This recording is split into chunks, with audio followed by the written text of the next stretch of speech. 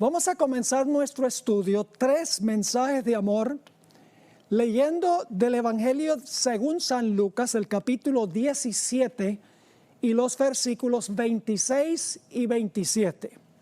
Estos versículos comparan 2 grandes eventos, uno pasado y otro futuro.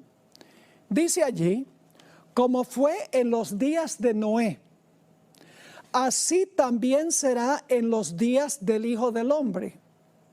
Comían, bebían, se casaban y se daban en casamiento hasta el día en que entró Noé en el arca y vino el diluvio y los destruyó a todos.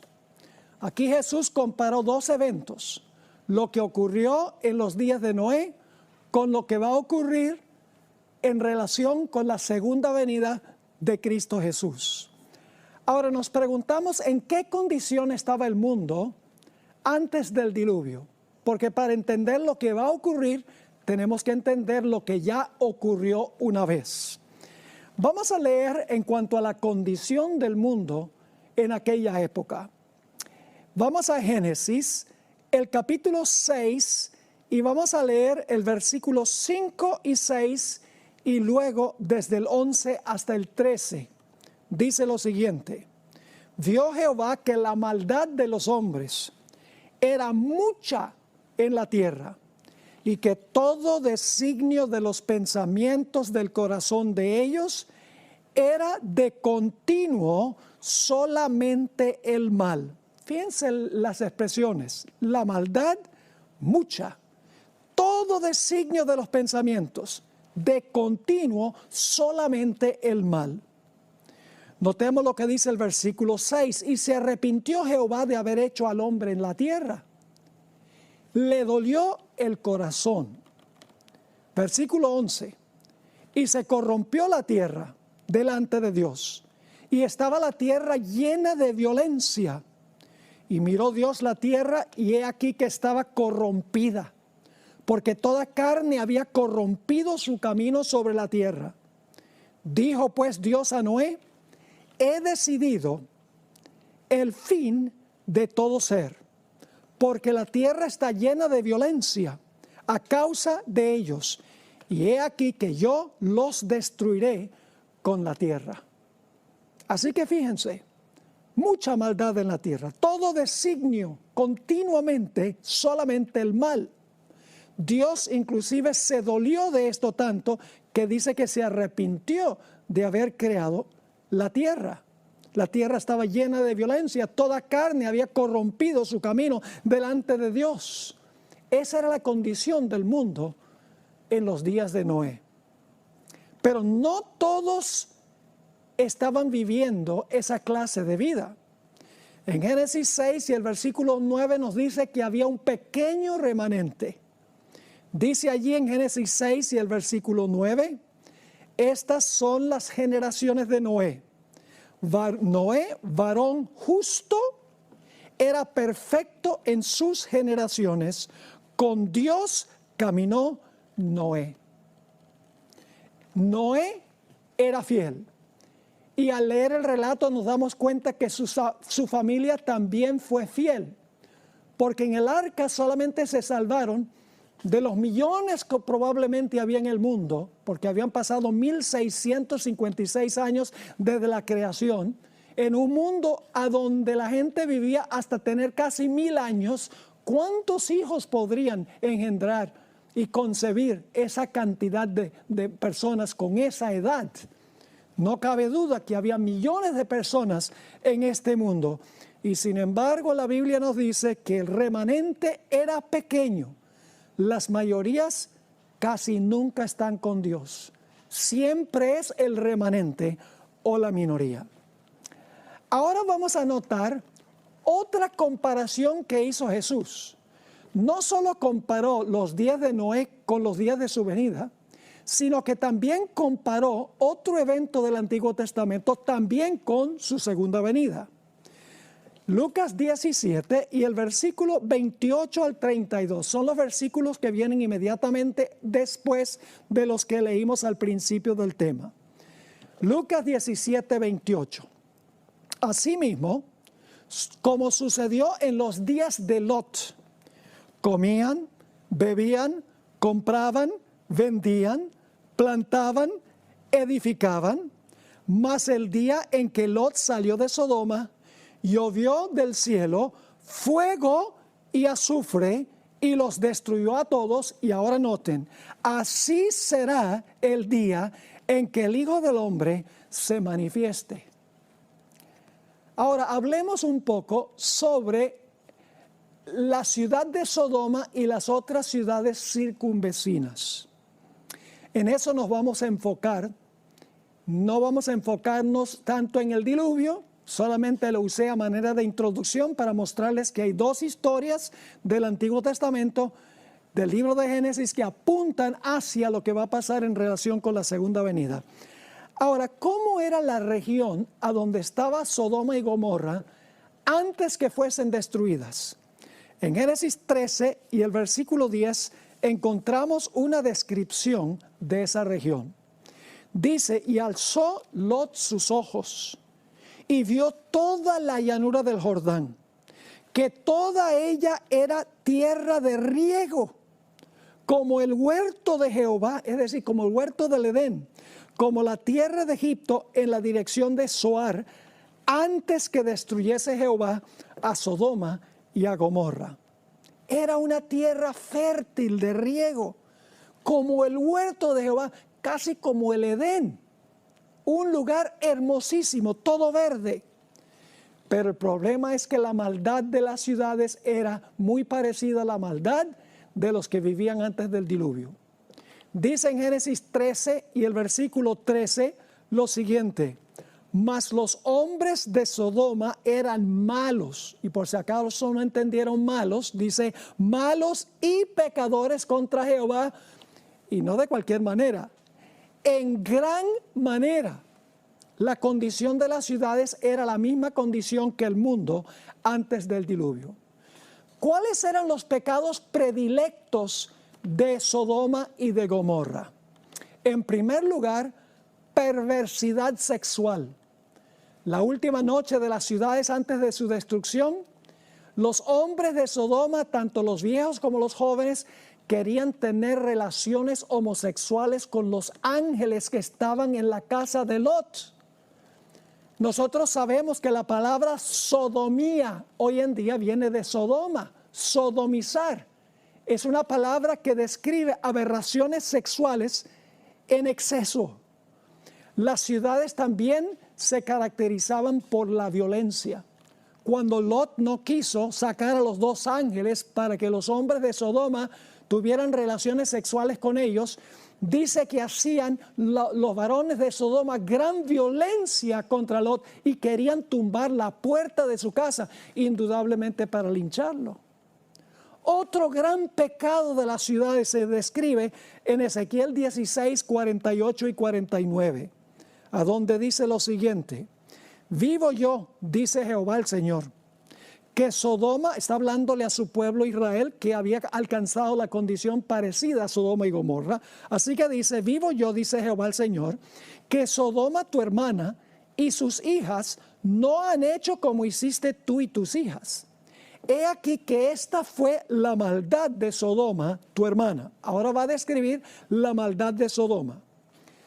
Soberbia, saciedad de pan, es decir, abundancia de prosperidad y de pan, y abundancia de ociosidad tuvieron ella y sus hijas, y no fortaleció la mano del afligido y el menesteroso. Materialistas al máximo. Solamente se preocupaban por el bienestar de ellos e ignoraban las necesidades de los pobres y los menesterosos. Mucho tiempo libre para hacer cosas ociosas, abundancia de pan, soberbia. Las ciudades habían alcanzado la condición en que se encontraba el diluvio, el mundo antes del diluvio. En el libro de Judas, el librito antes del libro de Apocalipsis, los versículos 10 al 13, se describen los pecados de los que vivían en Sodoma y los compara con Caín, Balaam y Coré, tres de los individuos más inicuos del Antiguo Testamento. y se comparan las ciudades de la llanura con esos tres. Así que Dios decidió que iba a tener que destruir las ciudades de la llanura, especialmente Sodoma, a donde vivía Lot, el sobrino de Abraham. Pero antes que Dios destruye una ciudad o Dios destruye una civilización, Dios siempre manda un mensaje de advertencia. Vamos a Génesis, el capítulo 18 y los versículos 1 al 3. Génesis 18 y el versículo 1 al 3. Aquí Abraham está sentado enfrente de su carpa, porque era como nómada, vivía en el campo.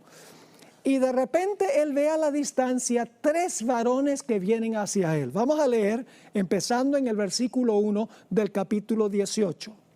Después le apareció Jehová en el encinar de Mamre, estando él sentado a la puerta de su tienda en el calor del día. Y alzó sus ojos y miró, y he aquí tres varones que estaban junto a él. Y cuando los vio, salió corriendo de la puerta de su tienda a recibirlos y se postró en tierra. Pero quiero que noten que ahora Abraham le va a hablar a uno solo. Vinieron tres, pero le va a hablar a uno solo, que se identifica al principio del versículo 1, dice, se le apareció Jehová en el encinar de Mamre. Así que vamos a encontrar que Abraham está hablándole a Jehová. Uno de esos tres era Jehová. Sigue diciendo en el versículo 3, para que vean que Abraham habló con uno solo, y dijo, Señor, no dijo señores, dijo Señor, si ahora he hallado gracia en tus ojos, es decir, uno solo, ruego que no pases, no dice que no pasen los tres, que no pases de tu siervo. Es decir, Abraham le está hablando a uno solo de ellos, el que se le apareció a Abraham, que se identifica como Jehová. Vamos al versículo 16 del capítulo 18. Se levantan los varones con Abraham y empiezan a moverse hacia Sodoma. Dice ahí en el versículo 16, y los varones, los tres, se levantaron de allí y miraron hacia Sodoma. Abraham iba con ellos acompañándolos, es decir, cierta distancia Abraham va con los tres.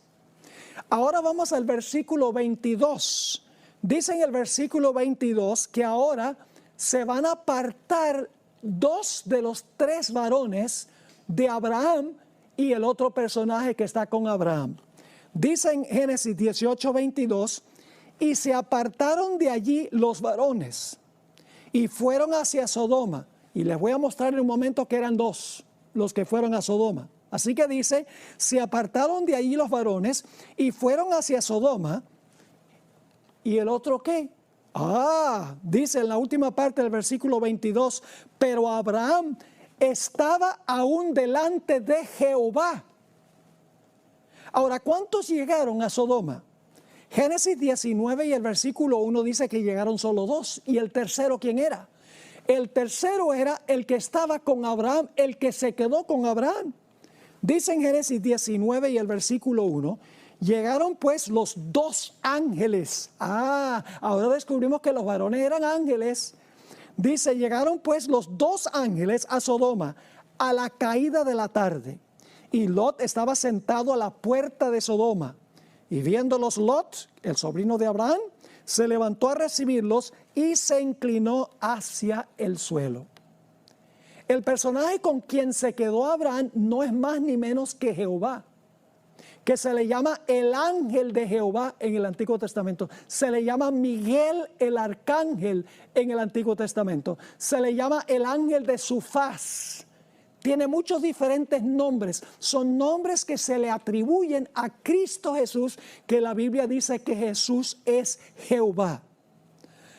Ahora vamos a Génesis 18 y el versículo 22 al 25. ¿Por qué se quedó Jehová allí con Abraham? Porque ahora Abraham va a elevar una oración intercesora a el que está con él, a Jehová. Génesis 18, 22.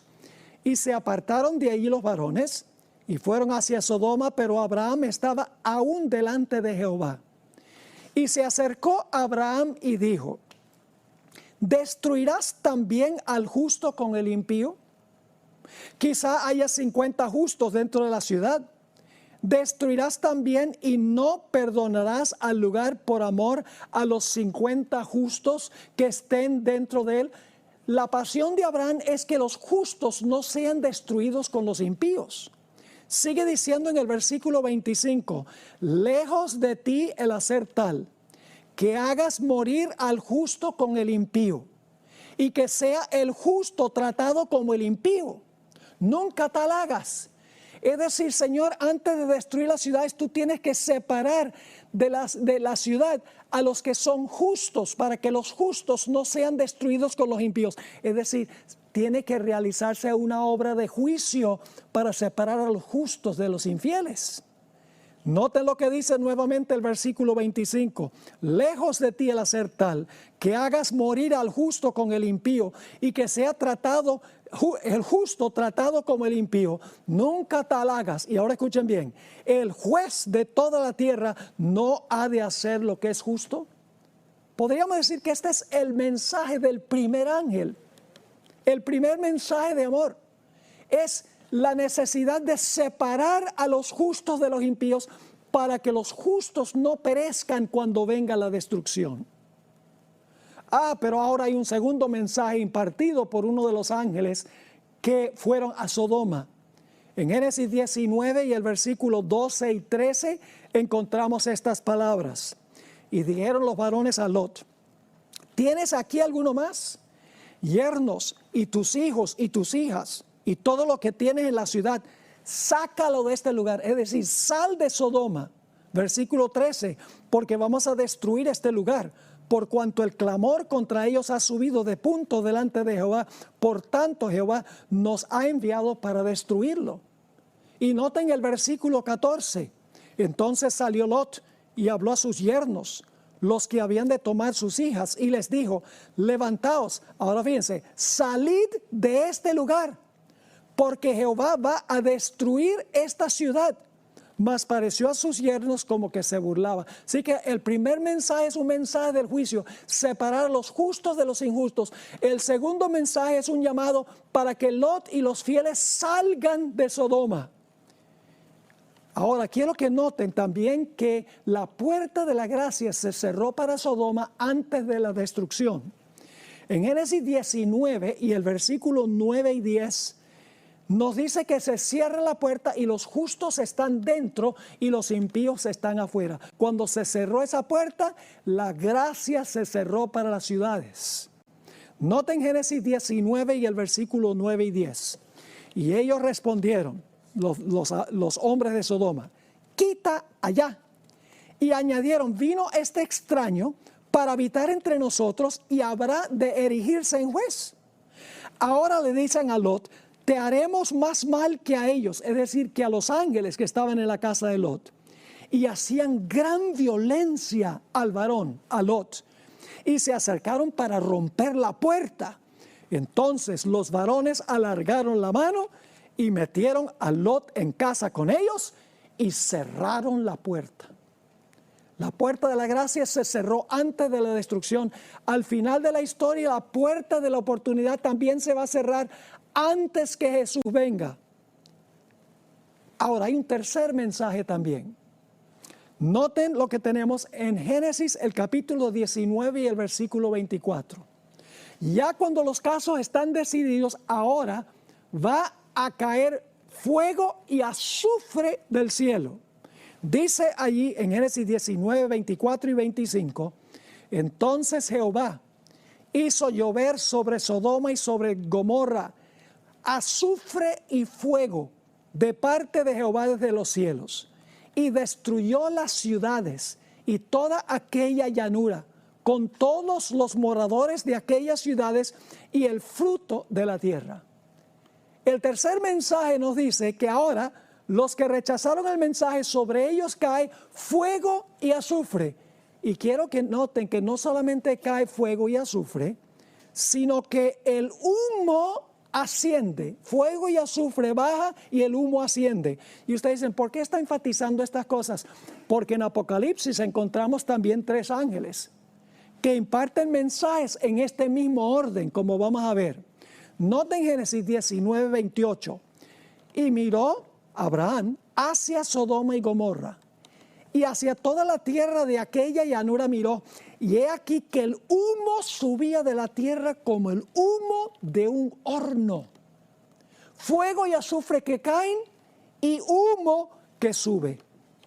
Pero también hubo un remanente fiel, pequeño, que salió de Sodoma antes de su destrucción. En Génesis 19, 29 nos dice que Abraham había orado por Lot y por su familia. Dice allí, así, cuando destruyó Dios las ciudades de la llanura, Dios se acordó de Abraham y envió fuera a Lot de en medio de la destrucción al asolar las ciudades donde Lot estaba. ¿Qué clase de hombre era Lot? No compartía los pecados de la ciudad, porque nos dice en 2 de Pedro, el capítulo 2 y el versículo 7 y 8, 2 de Pedro 2, 7 y 8, lo siguiente, se usa la palabra justo 4 veces para describir a Lot. Dice allí, y libró al justo Lot, varón justo, abrumado por la nefanda conducta de los malvados, porque este justo que moraba entre ellos afligía cada día su alma justa, viendo y oyendo los hechos inicuos de ellos. Lot clamaba y gemía por las abominaciones que se estaban cometiendo en la ciudad. Así que el fuego y el azufre descendieron del cielo y las ciudades fueron destruidas. El humo de su incendio subió. Ahora, en Judas, el versículo 7, nos describe la destrucción de las ciudades y la clase de fuego que destruyó las ciudades, específicamente en este caso Sodoma, a donde vivía Lot. Noten Judas 7, la calidad de fuego que destruyó la ciudad de Sodoma. Dice allí, como Sodoma y Gomorra y las ciudades vecinas, las cuales de la misma manera que aquellos, habiendo fornicado e ido en pos de vicios contra naturaleza, es decir, relaciones sexuales ilegítimas, ilícitas, fueron puestas por ejemplo, es decir, Sodoma y Gomorra fueron puestas por ejemplo, sufriendo el castigo del fuego eterno. ¿Qué clase de fuego destruyó a Sodoma y a Gomorra? Dice aquí, sufrieron el castigo del fuego eterno. Pero ahora vamos a ver que tenemos un problemita. Porque en 2 de Pedro, el capítulo 2 y el versículo 6, nos dice algo muy interesante en cuanto a el fuego que destruyó las ciudades. Dice en 2 de Pedro 2 y el versículo 6, y si condenó por destrucción a las ciudades de Sodoma y de Gomorra, reduciéndolas a ceniza y poniéndolas de ejemplo a los que habían de vivir impíamente. Las ciudades fueron reducidas a ceniza, pero fueron destruidas con fuego eterno. Pero ¿cómo puede ser que el fuego eterno destruyó las ciudades si las ciudades fueron reducidas a cenizas? Las cenizas son el resultado de lo que se consumió cuando se apaga el fuego. ¿Cómo puede ser fuego eterno y las ciudades fueron reducidas a cenizas? Tal vez hay algo que muchas personas no han entendido, particularmente aquellos que pertenecen a iglesias a donde se cree que el fuego del infierno va a arder por los siglos de los siglos sin fin. Vamos a Deuteronomio, el capítulo 4 y el versículo 23 y 24 para ver qué es el fuego. ¿Qué es el fuego que consumió las ciudades? Dice allí en Deuteronomio 4, 23 y 24, Dios le está hablando a su pueblo Israel: guardaos, no os olvidéis del pacto que Jehová vuestro Dios, que Él estableció con vosotros, y no os hagáis escultura o imagen de ninguna cosa que Jehová tu Dios te ha prohibido. Porque Jehová tu Dios es fuego consumidor, Dios celoso.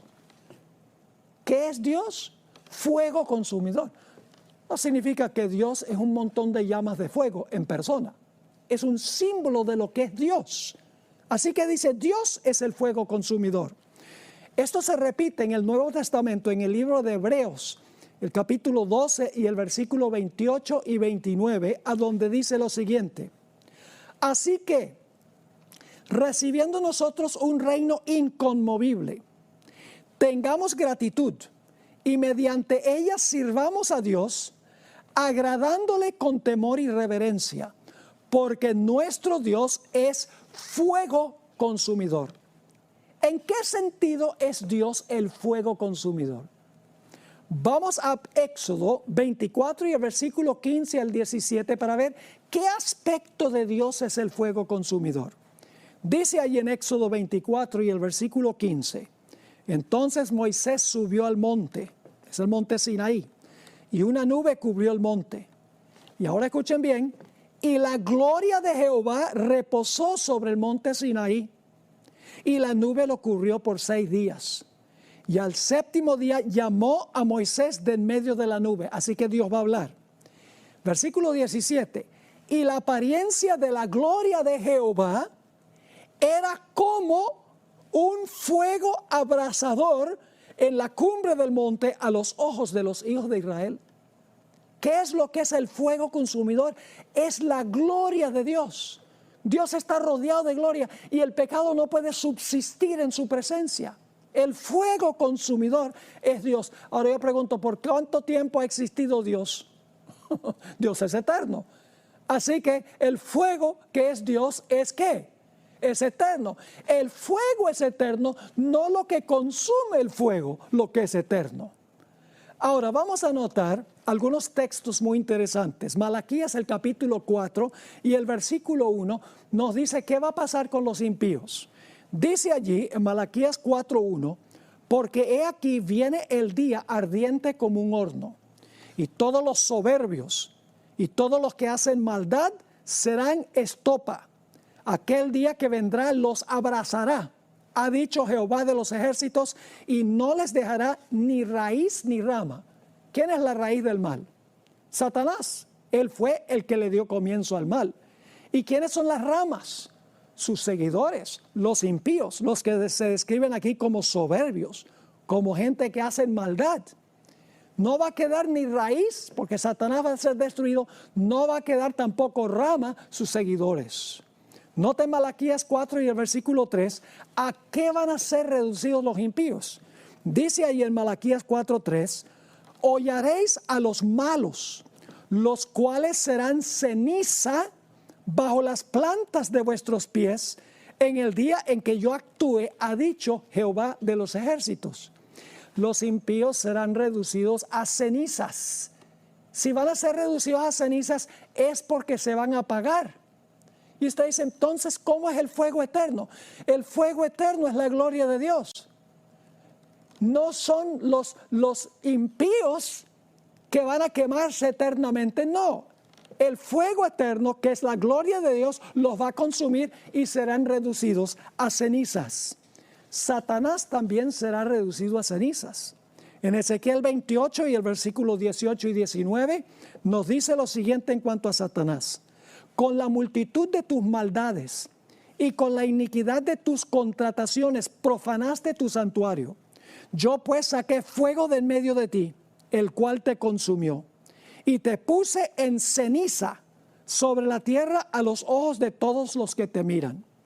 Todos los que te conocieron de entre los pueblos se maravillarán sobre ti. Espanto serás y para siempre dejarás de ser. Satanás será reducido a cenizas y para siempre dejará de ser. Es decir, ya no va a existir. Porque la gloria de Dios, el fuego eterno de Dios lo va a consumir. Dios todavía tendrá su gloria, Dios todavía será fuego consumidor después que Satanás sea reducido a cenizas y los impíos sean reducidos a cenizas. Porque la gloria de Dios es eterna. Es la gloria de Dios, el fuego, como Dios que es eterno, no lo que el fuego consume. Esto nos ayuda a entender algunas expresiones que muchos han entendido mal. Segunda de Tesalonicenses 1 y el versículo 6 al 9 dice: porque es justo delante de Dios pagar con tribulación a los que os atribulan, dice el apóstol Pablo. Y a vosotros que sois atribulados, daros reposo con nosotros cuando se manifieste el Señor Jesús desde el cielo con los ángeles de su poder. ¿Cómo se va a manifestar? Versículo 8, en llama de fuego, para dar retribución a los que no conocieron a Dios, ni obedecen al evangelio de nuestro Señor Jesucristo. Ahora escuchen, los cuales sufrirán pena de eterna perdición. Y algunos dicen se van a estar perdiendo y perdiendo y perdiendo y perdiendo. No, el fuego los va a destruir y van a quedar destruidos para siempre. Su perdición es eterna, porque nunca van a existir más.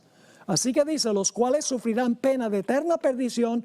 ¿Y por qué es que sufren eterna perdición? Porque están excluidos de la presencia del Señor y de la gloria de su poder. Mateo 25, 41 y 46 son otros dos textos que mucha gente entiende mal, interpreta mal. Porque ellos creen que es el fuego lo que es eterno. No, no, Dios es fuego consumidor y Él es eterno, así que el fuego es eterno. Noten lo que dice Mateo 25, el versículo 41 y luego el versículo 46. Entonces dirá también a los de la izquierda, hablándole a los cabritos: apartaos de mí, malditos, ¿al qué? Al fuego eterno preparado para el diablo y sus ángeles. ¿Qué es eterno? ¿El diablo y sus ángeles? No, es el fuego lo que es eterno. Ya leímos que Satanás y sus ángeles van a ser destruidos, los impíos van a ser destruidos. Así que el fuego es eterno, pero no lo que consume el fuego. Noten el versículo 46, hablando de los impíos. E irán estos al castigo eterno y los justos a la vida eterna. Los impíos serán castigados, serán reducidos a cenizas y quedarán castigados por la eternidad, porque nunca volverán a existir. No es que van a seguir siendo castigados y castigados y castigados y castigados por la eternidad. No, sufren la muerte eterna y no vuelven a resucitar. Por eso es que su castigo es eterno en sus resultados. Ahora, quiero que notemos algo muy sorpresivo. Se van a sorprender ahora. Los que van a vivir en el fuego eterno no son los malos, sino los buenos. No son los perdidos, sino los salvos. Y dice, pastor, ¿cómo dice usted que los justos, que los salvos van a vivir en medio del fuego? Y que no son los malos que van a estar en el fuego. Bueno, vamos a dejar que la Biblia nos diga esto. Porque esta doctrina del infierno es una doctrina diabólica, como se enseña en el mundo cristiano, de que Dios va a torturar a los impíos por la eternidad, quemándose y revolcándose en el fuego. ¿Qué clase de Dios es ese? ¿Sería ese un Dios de amor? Cuando los impíos se están revolcando en las llamas, sufriendo terriblemente, ese no es el Dios que yo sirvo. Noten Isaías 33, 11 y 12, a donde se describe la destrucción de los impíos. Dice, hablando de los impíos, concebisteis hojarascas, rastrojo daréis a luz. El soplo de vuestro fuego os consumirá, y los pueblos serán como cal quemada, como espinos cortados serán quemados con fuego. Eso es lo que va a pasar con los impíos. ¿Y quiénes van a vivir en medio del fuego y no van a ser consumidos? Isaías 33, versículo 14 al 16. Fíjense lo que dice. Los pecadores se asombraron en Sión. Espanto sobrecogió a los hipócritas. ¿Quién de nosotros morará con el fuego consumidor? ¿Quién de nosotros habitará con las llamas eternas? El mundo cristiano dice los malos. Pero no es lo que dice la Biblia. Dice en el versículo 15, ¿quiénes van a morar con el fuego consumidor y van a habitar con las llamas eternas? Dice en el versículo 15, el que camina en justicia y habla lo recto, el que aborrece la ganancia de violencias, el que sacude sus manos para no recibir cohecho, el que tapa sus oídos para no oír propuestas sanguinarias, el que cierra sus ojos para no ver cosa mala. Este habitará en las alturas, fortaleza de rocas será su lugar de refugio, se le dará su pan y sus aguas serán seguras. En ese clásico libro, El deseo de todas las gentes, páginas 82 y 83, encontramos esta linda explicación de lo que es el fuego. La gloria de Dios es el fuego. El fuego en ese sentido es eterno, pero lo que consume no es eterno. Lo que consume no se va a estar quemando y quemando y quemando y quemando por los siglos de la eternidad. Noten esta cita extraordinaria. Para el pecado, donde quiera que se encuentre, nuestro Dios es fuego consumidor. En todos los que se sometan a su poder, el Espíritu de Dios consumirá el pecado. Es decir, si usted se somete a la voluntad del Espíritu Santo, dice que el Espíritu Santo va a consumir el pecado. Pero ¿qué pasa si no permitimos que el Espíritu Santo consuma el pecado en nosotros? Sigue diciendo. Pero si los hombres llegan a identificarse con él, es decir, con el pecado, entonces, escuchen bien, la gloria de Dios que destruye el pecado debe destruirlos a ellos también. Los que se identifican con el pecado, los que no permiten que el Espíritu Santo consuma el pecado en la vida, son los que serán consumidos por la gloria de Dios, que es el fuego consumidor. Ahora, la Biblia nos dice que el mundo va a estar en una condición terrible antes de la segunda venida de Jesús. Va a ser como el mundo antes del diluvio, como Sodoma y Gomorra. Vamos a leer solo un pasaje que describe cómo va a ser el mundo inmediatamente antes de la segunda venida de Jesús. Según de Timoteo 3 y el versículo 1 al 5. El apóstol Pablo da aquí una larga lista que estamos viendo cumplirse en nuestro medio hoy en día. Lo vemos en las noticias, lo vemos en el periódico todos los días.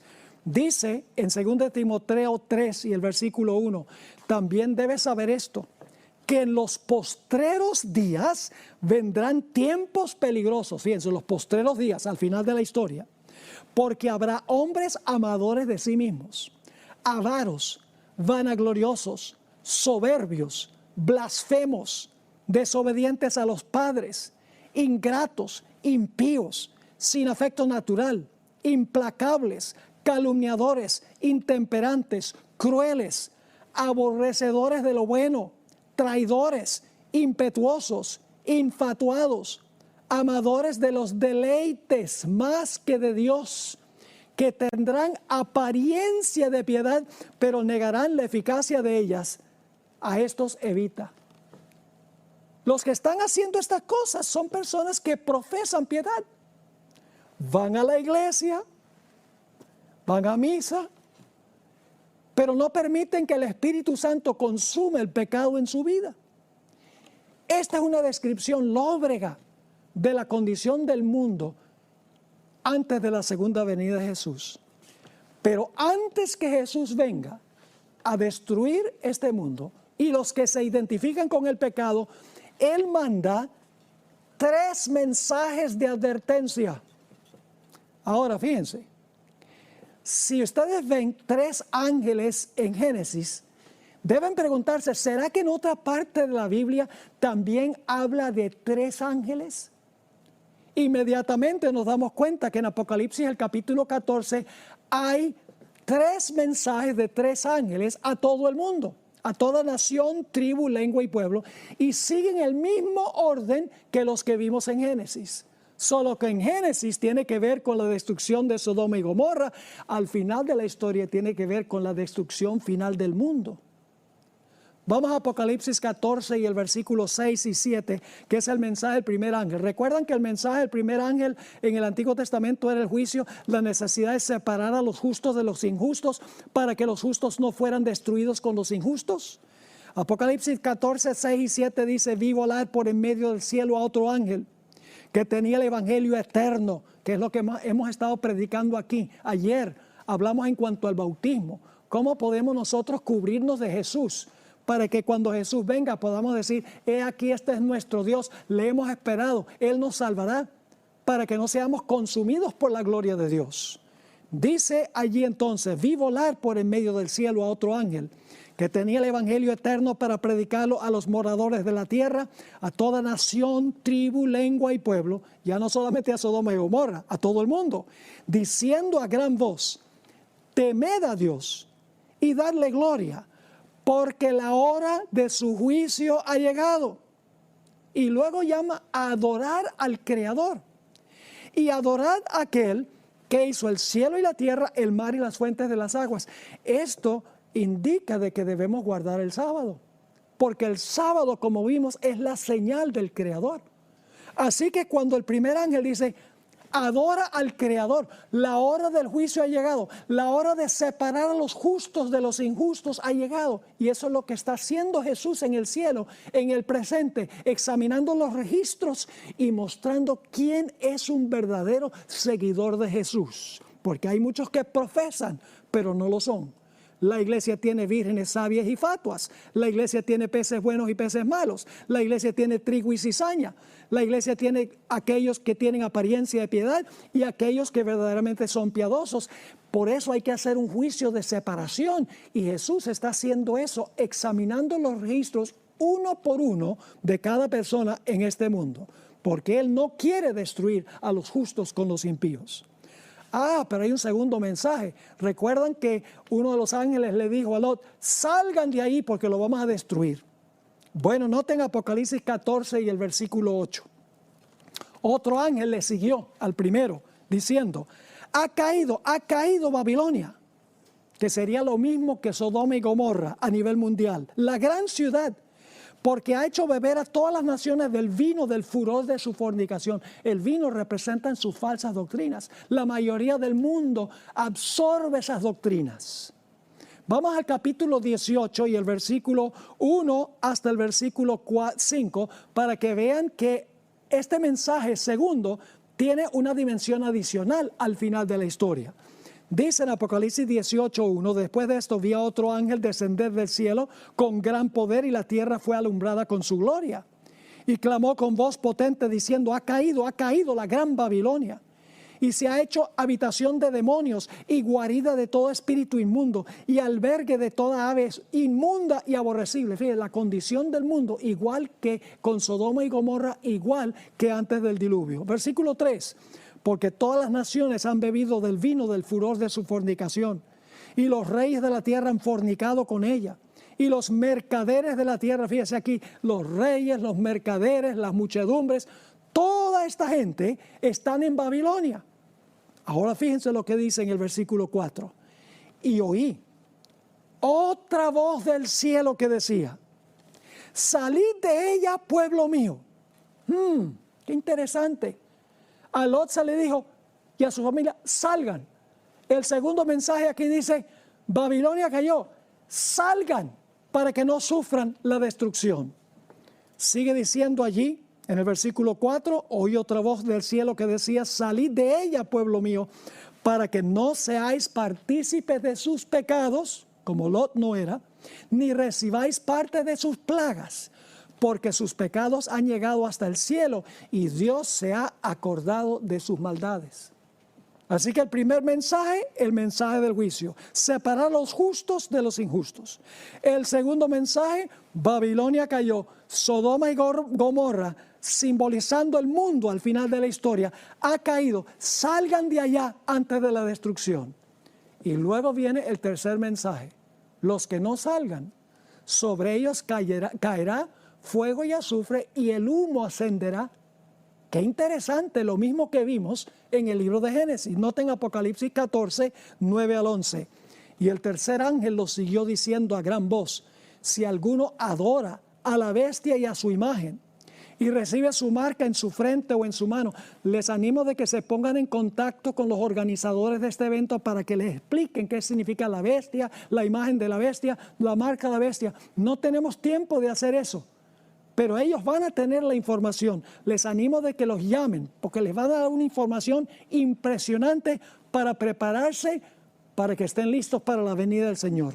Sigue diciendo entonces: el tercer ángel lo siguió diciendo a gran voz: si alguno adora a la bestia, su imagen, recibe la marca en su frente o en su mano, él también beberá del vino de la ira de Dios, que ha sido vaciado puro en el cáliz de su ira, y será atormentado ¿con qué? Ahí está lo mismo de Génesis, con fuego y azufre, delante de los santos ángeles y del Cordero, y el humo de su tormento sube por los siglos de los siglos, y no tienen reposo de día ni de noche los que adoran a la bestia y a su imagen, ni nadie que reciba la marca de su nombre. Fuego y azufre que caen y humo que asciende.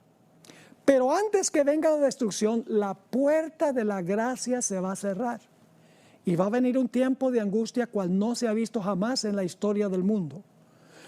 Noten el Salmo 91 y los versículos 9 al 12. Aquí se describe el terrible tiempo de angustia que vendrá después de cerrarse la puerta de la gracia. Como en Sodoma se cierra la puerta y los hombres que están fuera quieren tumbar la puerta y linchar a los que están adentro. Lo mismo va a suceder con los fieles de Dios durante el tiempo de angustia. Van a estar aquí y los impíos van a querer destruirlos a ellos. Dice en el Salmo 91, 9 al 12, Dios da una linda promesa a sus fieles.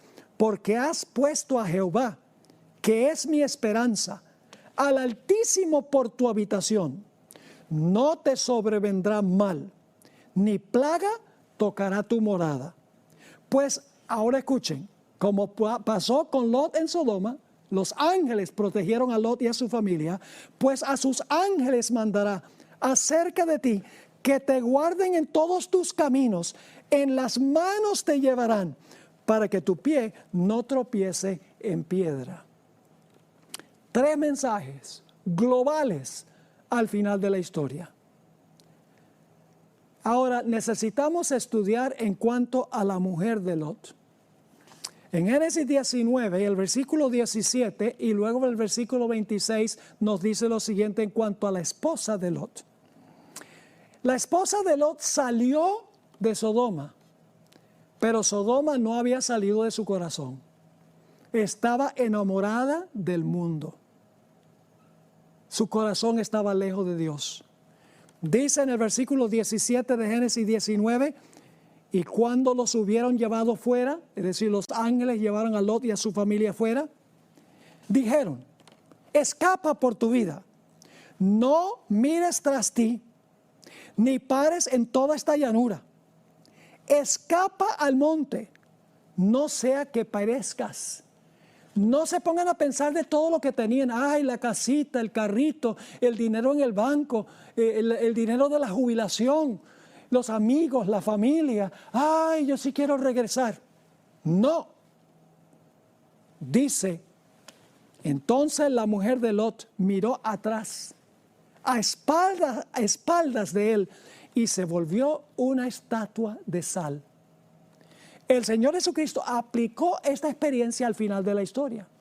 Note lo que dice Lucas 17, 31 y 32, que está en el contexto donde comenzamos en nuestro estudio hoy.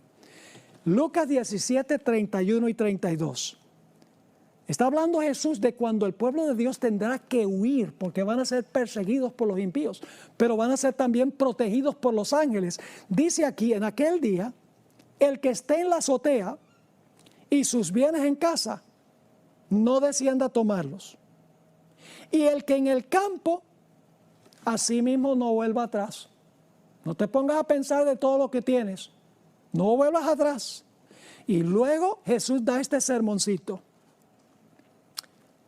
Dice en el versículo 32, acordaos de la mujer de Lot. Es decir, lo que pasó con la mujer de Lot va a pasar con muchos al final de la historia, cuyo corazón está en el mundo, aunque salieron del mundo, en realidad son del mundo. Su corazón está en el mundo, aunque se unieron a la iglesia.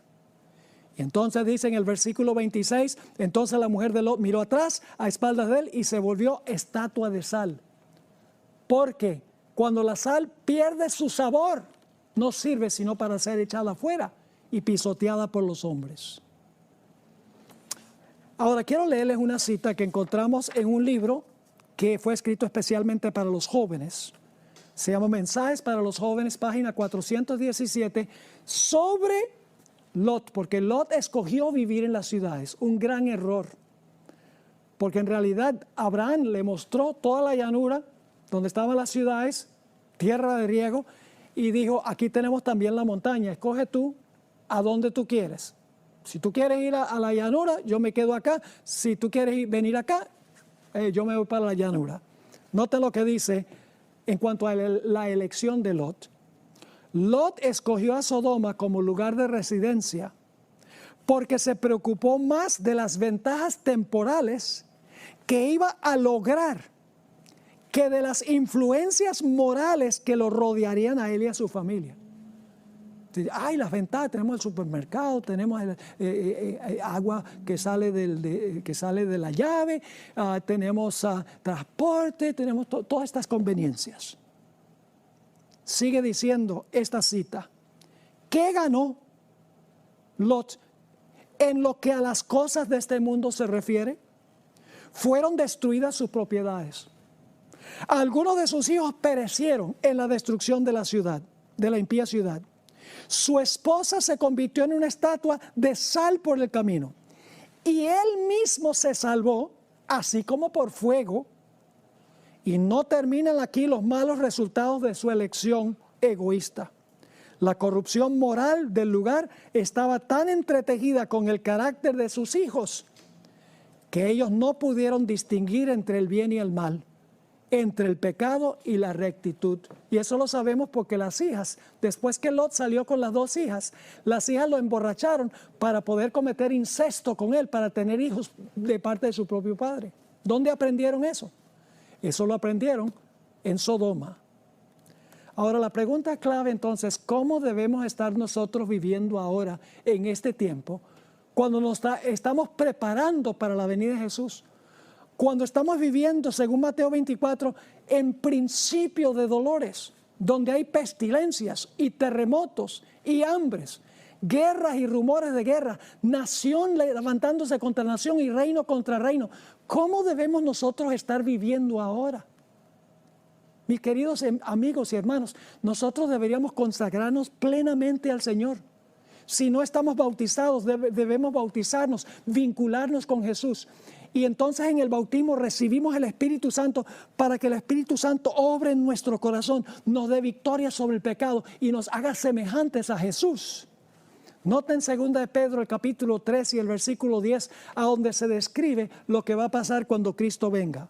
Dice allí, pero el día del Señor vendrá como ladrón en la noche, en el cual los cielos pasarán con gran estruendo, y los elementos ardiendo serán deshechos, y la tierra y las obras que en ella hay serán quemadas. Es decir, el mundo va a ser destruido por fuego. ¿Qué tenemos que hacer nosotros en vista de esto? Leamos empezando en el versículo 11, el siguiente versículo. Puesto que todas estas cosas han de ser deshechas, ¿cómo no debéis vosotros andar en santa y piadosa manera de vivir? Esperando y apresurándonos para la venida del día de Dios, en el cual los cielos encendiéndose serán deshechos y los elementos siendo quemados se fundirán. Pero nosotros esperamos según sus promesas, cielos nuevos y tierra nueva, en los cuales mora la justicia. Por lo cual, oh amados, estando en espera de estas cosas, procurad con diligencia ser hallados por Él sin mancha e irreprensibles en paz. Eso solo viene cuando tenemos una relación íntima y personal con Cristo Jesús. Y eso se realiza, el primer paso es cuando nos bautizamos, cuando nos unimos con Cristo. Recibimos el don del Espíritu Santo y el perdón de los pecados. Sepultamos el pecado. Resucitamos a una vida completamente nueva en Jesús. Somos nuevas criaturas, como dijo el apóstol San Pablo. Y luego el Espíritu Santo va a obrar en nuestra vida, en nuestro corazón, para transformarnos a la imagen de nuestro querido Señor Jesús. Un último pasaje, la epístola a Tito, capítulo 2 y el versículo 11 al 14. Tito 2, 11 al 14. Porque la gracia de Dios se ha manifestado, para salvación de todos los hombres. Enseñándonos, fíjese que la gracia de Dios nos enseña algo, enseñándonos que renunciando a la impiedad y a los deseos mundanos, vivamos en este siglo sobria, justa y piadosamente, aguardando la esperanza bienaventurada y la manifestación gloriosa de nuestro gran Dios y Salvador Jesucristo, quien se dio a sí mismo por nosotros, para redimirnos de toda iniquidad y purificar para sí un pueblo propio, celoso de buenas obras. Así que nos enseña la gracia de Dios que debemos renunciar la impiedad, los deseos mundanos. Debemos vivir sobriamente, justamente, piadosamente. Y Dios quiere purificar a un pueblo, como dice aquí, su propio pueblo, celoso de buenas obras. Nosotros no lo podemos hacer. Por más que nos esforcemos, no podemos vencer el pecado en nuestra vida. No se pierdan la próxima presentación, que va a ser mañana en la mañana, a las 11 de la mañana, allá en Colombia, porque vamos a hablar sobre cómo es posible vencer el pecado en nuestra vida. Todo lo puedo en Cristo que me fortalece, dijo el apóstol San Pablo. No dijo todo lo puedo menos vencer el pecado en Cristo que me fortalece. Dice todo lo puedo en Cristo que me fortalece. Dios nos promete victoria si nos sometemos a Cristo Jesús, y así estaremos listos cuando Jesús venga en poder y gloria y podremos habitar con Él por los siglos de la eternidad.